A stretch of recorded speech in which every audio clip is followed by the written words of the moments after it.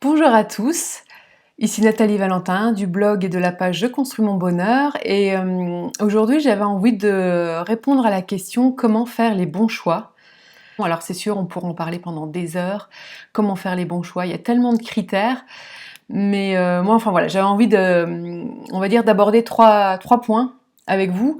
Donc le premier c'est qu'est-ce que déjà faire un bon choix? En fait, ce qu'il faut comprendre, c'est que le bon choix, on le sait plus tard. Sur l'instant, on ne fait jamais que le meilleur choix possible, au mieux de nos connaissances et de notre expérience. À l'instant T, on fait toujours ce qui nous semble être le mieux, que ce soit pour nous, pour notre entourage, etc. Euh, voilà, en fonction des informations qu'on a. Et parfois, plus tard, on découvre d'autres informations et là on se dit ah c'était peut-être pas le meilleur choix à faire ou c'était peut-être même carrément un mauvais choix. Mais bah, ça on pouvait pas le savoir sur l'instant quoi. Donc on ne sait pas ce qu'on ne sait pas et on prend nos décisions toujours au mieux de nos connaissances et de nos expériences. Et il n'y a que plus tard où on peut porter un peu, entre guillemets ce jugement, est-ce que c'était un bon ou un mauvais choix. Donc ça c'était mon premier point. Le deuxième point c'était de faire des choix en tout cas de façon à nourrir nos valeurs profondes. Les valeurs c'est des choses qui sont très importantes pour nous et auxquelles on accorde de la valeur, c'est pour ça qu'on appelle ça nos valeurs.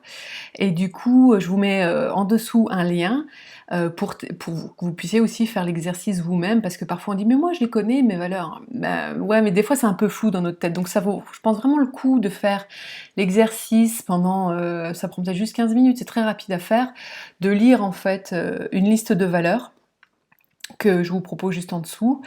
Vous surlignez en tout cas ceux qui vous parlent, vous vous limitez pas, d'abord vous surlignez, vous cochez, enfin vous faites comme vous voulez, vous notez. Vous allez vous retrouver peut-être avec 20, 30, 40 mots.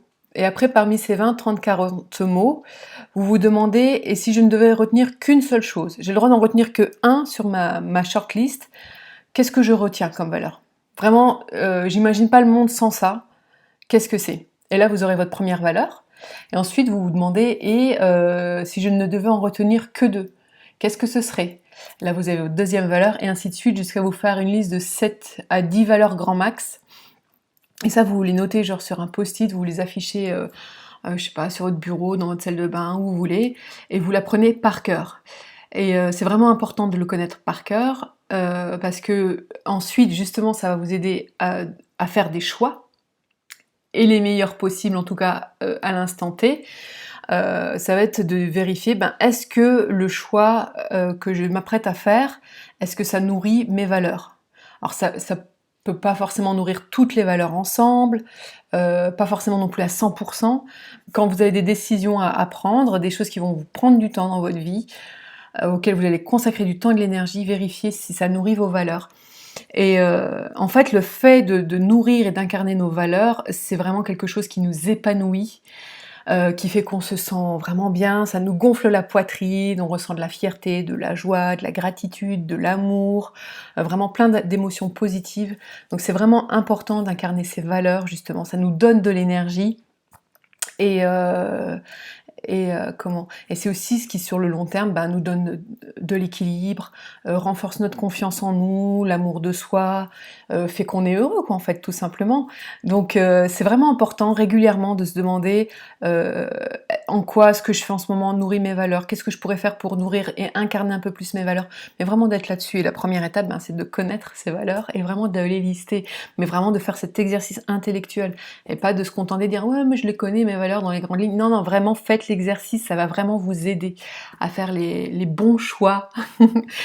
Aussi, le troisième point que je voulais aborder avec vous, c'est les bons choix. On peut aussi les reconnaître parce que justement on ressent des émotions positives comme je les ai expliquées juste avant. Alors parfois on peut se dire mais j'ai pas eu le choix, j'ai que de faire ci et de ça et c'était pas de gaieté de cœur que je l'ai fait, alors ça peut arriver. Des fois il y a des circonstances qui peuvent être très particulières et qui sont pas évidentes forcément à gérer, mais en tout cas si vous n'êtes pas dans des conditions extrêmes, normalement vous devez pouvoir vous créer des options et avoir le choix et du coup utiliser vos valeurs et vos émotions comme boussole pour vous guider. Toujours au mieux de vos expériences et de ce que vous savez à ce moment-là. Et c'est plus tard que vous verrez est-ce que c'était un bon choix ou un mauvais choix.